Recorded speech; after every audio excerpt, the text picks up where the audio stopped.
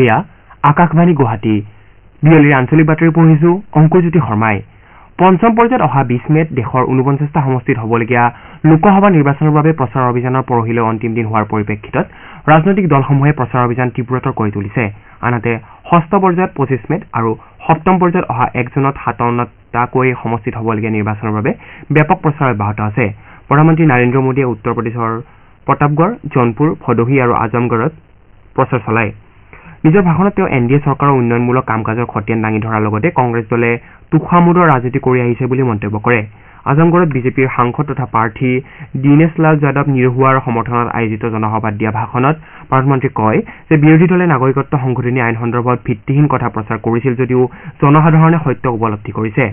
দেশৰ গণতন্ত্ৰৰ উৎসৱ সদৃশ সাধাৰণ নিৰ্বাচনৰ বাতৰিয়ে বিশ্বৰ সংবাদপত্ৰসমূহৰ প্ৰথম পৃষ্ঠাত স্থান লাভ কৰিছে বুলিও তেওঁ উল্লেখ কৰে বিজেপিৰ ৰাষ্ট্ৰীয় সভাপতি জে পি নাড্ডাই আজি উৰিষ্যাত নিৰ্বাচনী প্ৰচাৰত অংশগ্ৰহণ কৰে তেওঁ ৰাজ্যখনৰ পদমপুৰত আয়োজিত এখন সভাত অংশ লোৱাৰ লগতে ভুৱনেশ্বৰৰ বাৰিক চাহিৰ পৰা এটা ৰোড শ্ব'ত অংশ লয় তেওঁ বৰগড় আৰু সুন্দৰগড়ত জনসভাত ভাষণ দিয়ে বিজেপিৰ জ্যেষ্ঠ নেতা তথা কেন্দ্ৰীয় গৃহমন্ত্ৰী অমিত শ্বাহে আজি বিহাৰত আয়োজিত এখন জনসভাত অংশ লৈ দলীয় প্ৰাৰ্থীৰ হকে প্ৰচাৰ চলায় তেওঁ কয় যে নৰেন্দ্ৰ মোদী নেতৃত্বাধীন চৰকাৰে অযোধ্যাত ৰাম মন্দিৰৰ নিৰ্মাণ সম্পূৰ্ণ কৰি দেশবাসীক দিয়া প্ৰতিশ্ৰুতি পূৰণ কৰাৰ বিপৰীতে কংগ্ৰেছ দলে এই মন্দিৰ নিৰ্মাণৰ ক্ষেত্ৰত অৱহেলা কৰি আহিছে ইফালে আম আদমী পাৰ্টীৰ নেতা অৰবিন্দ কেজৰিৱালে সমাজবাদী পাৰ্টীৰ সভাপতি তথা উত্তৰ প্ৰদেশৰ প্ৰাক্তন মুখ্যমন্ত্ৰী অখিলেশ যাদৱৰ সৈতে এখন সংবাদমেলত অংশ লয় কেজৰিৱালে কয় যে বিজেপিয়ে সংৰক্ষণ ব্যৱস্থাৰ অন্ত পেলাব বিচাৰে বাবে 400খনতকৈ অধিক আসন লাভৰ প্ৰয়াস চলাইছে অমৃতসৰত আপাৰ আহ্বায়ক শ্ৰী কেজৰিৱালে ৰাজ্যখনৰ মুখ্যমন্ত্ৰী ভগৱন্ত সিং মানৰ সৈতে বিয়লি 6 বজাত এটা ৰোড শ্ব'ত অংশগ্ৰহণ কৰিব ইপিনে কংগ্ৰেছৰ সভাপতি মল্লিকাৰ্জুন খাৰ্গে নিৰ্বাচনী প্ৰচাৰ অভিযানত অংশগ্ৰহণ কৰাৰ উদ্দেশ্যে আজি উৰিষ্যাত উপস্থিত হৈ এখন সংবাদমেল সম্বোধন কৰে বিজেপিৰ মুৰব্বী তথা উৰিষ্যাৰ মুখ্যমন্ত্ৰী নবীন পাটনায়কেও আজি ভুৱনেশ্বৰত এটা ৰোড শ্ব'ত অংশগ্ৰহণ কৰিব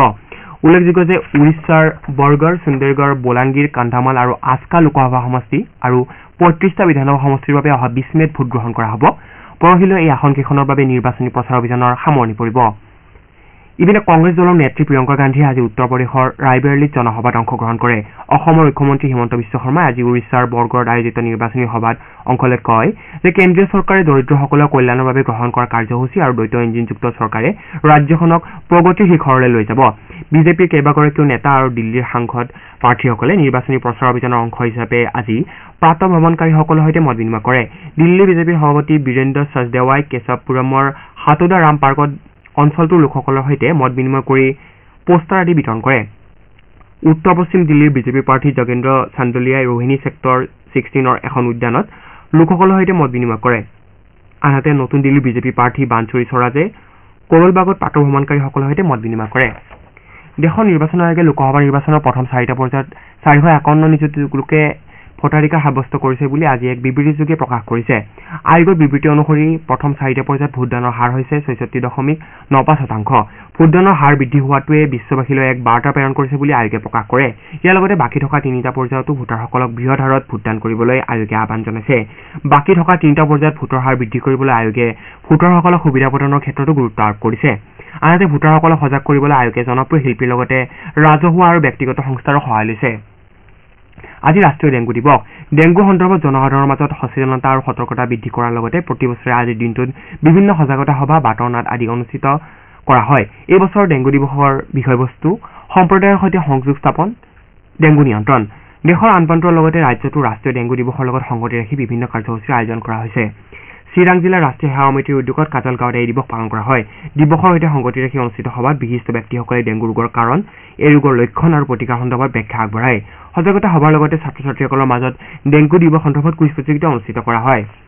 বিভিন্ন প্ৰান্তৰ সমান্তৰালকৈ বাক্সা জিলাৰ চাংহুৱা ঠাইতো আজি এই দিৱসৰ সৈতে সংগতি ৰাখি সজাগতা সমদল উলিওৱা হয় ছাত্ৰ ছাত্ৰীসকলে হাতে কাতে বিভিন্ন প্লে কাৰ্ড লৈ ৰাইজক সজাগ কৰা পৰিলক্ষিত হয় জিলাখনৰ স্বাস্থ্য বিভাগৰ কেইবাগৰাকীও বিষয়ববীয়া অনুষ্ঠানত অংশগ্ৰহণ কৰি ৰাইজক ডেংগু ৰোগ সন্দৰ্ভত অৱগত কৰে মৰিগাঁও জিলাতো বিভিন্ন কাৰ্যসূচীৰে ৰাষ্ট্ৰীয় ডেংগু দিৱস পালন কৰা হয় IPL ক্ৰিকেট প্ৰতিযোগিতাৰ হায়দৰাবাদৰ ৰাজীৱ গান্ধী আন্তঃৰাষ্ট্ৰীয় ক্ৰিকেট ষ্টেডিয়ামত হ'বলগীয়া এখন খেলত গুজৰাট টাইটান্ছ ছানৰাইজাৰ্ছ হায়দৰাবাদৰ সন্মুখীন হ'ব খেলখন সন্ধিয়া 7:30 বজাত আৰম্ভ হ'ব আমাৰ এতিয়া বাতৰি ইমানতে শেষ হ'ল নমস্কাৰ